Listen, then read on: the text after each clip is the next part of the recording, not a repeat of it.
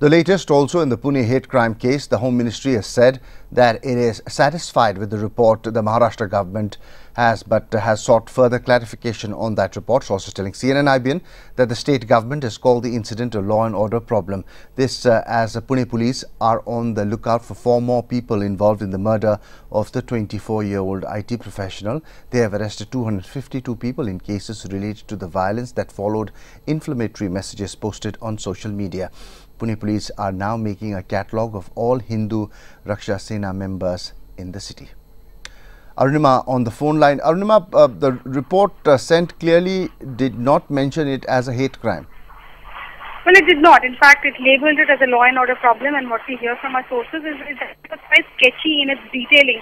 So the Ministry of Home Affairs has now written back to the Maharashtra government seeking further clarification.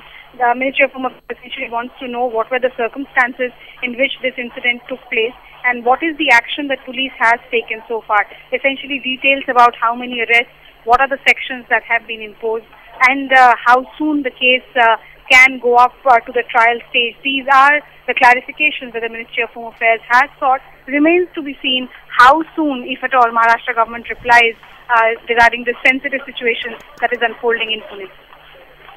Right, Arunima, thanks for that update. And there